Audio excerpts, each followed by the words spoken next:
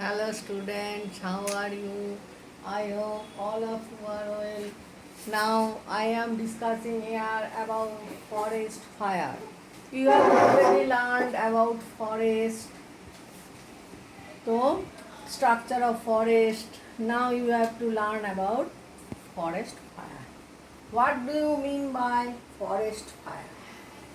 A forest fire is an uncontrolled fire, जो fire का कोई कंट्रोल नहीं होता है, जिसको कंट्रोल किया नहीं जाता है, occurring now and often in forest areas. मैंने कभी कभी फॉरेस्ट एरिया में, फॉरेस्ट में ये दिखाई देता है. What are the factors responsible for forest fire? Forest fire के लिए क्या वजह है, कौन कौन फैक्टर रिस्पॉन्सिबल है? Different factors are responsible for forest fire. Forest fire के लिए अलग अलग सब फैक्टर रिस्पॉन्सिबल है. रिस्पॉन्सिबल मतलब जिसके वजह से ये फॉरेस्ट फायर होता है. क्या क्या? 1 number volcanic eruption. Volcanic eruption मतलब जो ऊंचा ऊंचा पहाड़ होता है उसके अंदर से जो आग का गोला निकल के उसके बाहर आता है और आके जो रिवर की तरह फ्लो होता है, जो आग का गोला जिसे कहता है, इसे कहता है वॉल्केनिक इरप्शन. और जो फ्लोइंग होता है आग का उसे कहता है लावा. तो वॉल्केनिक इरप्शन में enhance the chance of contact of dry twigs. Dry सूखा हुआ जो ट्विग्स है, माने डाल पाला है, पेड़ का जो टुकड़ा है व ब्रांचेस है, उसके जब कांटेक्ट में आता है, उसका जब संस्पर्श में आता है, माने उसके पास में जब आता है तो क्या होता है? With any ignited object. और उसके आने के बाद क्या होता है? आग जलने का चांस बहुत ज़्यादा होता है, क्योंकि वॉल्केनिक इरप्शन जो लावा निकालता है वो ऑलरेडी एक आग का गोला है, उसमें आग है. तो वो किसी भी ड्राई ट्विग्स, ब्रांचेस हैं, इग्नाइटेड ऑब्जेक्ट इसके टच में आएगा तो क्या होगा? आग लगने का चांस बहुत ज़्यादा होता है. जो ऑब्जेक्ट के द्वारा आग लगने का चांस ज़्यादा है. 2 लाइटनिंग स्ट्राइक्स. लाइटनिंग स्ट्राइक्स मतलब হচ্ছে जो वज्र विद्युत दिखाई देता है, वो विद्युत भी एक क्या है? लाइट का झलक है. तो उस वो भी फॉरेस्ट में आके गिरेगा तो उसके द्वारा भी आग लगने का चांस ज़्यादा है, क्योंकि वो क्या आएगा? कोई सूखा हुआ पेड़ में व ब्रांच में वो लाइटनिंग जो आता है तो उसका टच में क्या होता है?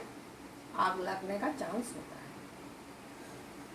Friction of bamboos. फॉरेस्ट में बहुत सारा बैम्बूज होता है, बैम्बू पेड़, जिसमें जब हवा चलता है तो बैम्बू पेड़ क्या होता है? हिलता है. तो हिलने के बाद स्विंगिंग होता है, तो हिलने के बाद एक दूसरे के साथ क्या होता है? टच हो जाता है. और टच होने के बाद उसमें आग लगने का चांस बहुत ज़्यादा है. Sparks created by rolling stones if it comes in contact with highly inflammable leaf strew on the forest floor. हाँ, पत्थर पत्थर स्टोन घिस के आग लगने का चांस ज़्यादा है. और ये घिसने के बाद ये स्टोन जब फॉरेस्ट में फैला हुआ कोई भी सूखा हुआ पत्ता, लीफ व ड्राई ट्विग्स इसके टच में आएगा तो क्या होगा? इसमें से भी आग लगने का चांस बहुत ज़्यादा है. डिफरेंट ह्यूमन एक्टिविटीज़ जैसे स्मोकिंग और कुकिंग एक्सेट्रा. हाँ, ह्यूमन एक्टिविटीज़ मतलब कोई भी फॉरेस्ट के अंदर जो स्मोक करेगा उसमें से आग जलाया जाता है. और स्मोकिंग करने के बाद वो सिगरेट व कोई भी चीज़ जब फॉरेस्ट में फेंकेगा तो फॉरेस्ट में जो सूखा हुआ पत्ता है, ड्राई ट्विग्स है, उसमें क्या हो जाता है? आग लगने का चांस ज़्यादा है. व कुकिंग बहुत सारा है जो फॉरेस्ट में फीस्ट बनाता है। तो फीस्ट मनाने के बाद क्या होता है, उसमें भी किसी तरह जब आग जलता है, आग जलाया जाता है, तो उस आग किसी भी ड्राई लीव्स ड्राई ट्विग्स के टच में आएगा तो उसमें से भी आग लगने का चांस ज़्यादा है। तो ये सब वजह है फॉरेस्ट फायर होने का, और ये सब factors are responsible for forest fire. तो फॉरेस्ट फायर से क्या होता है, फॉरेस्ट फायर डैमेजेस फॉरेस्ट। आग लगने से फॉरेस्ट डैमेज हो जाता है, बहुत सारा पेड़ नष्ट हो जाता है। तो पेड़ नष्ट हो जाता है, इसके वजह से कार्बन डाइऑक्साइड इंक्रीज हो जाता है, एयर में ज़्यादा कार्बन डाइऑक्साइड बढ़ जाता है।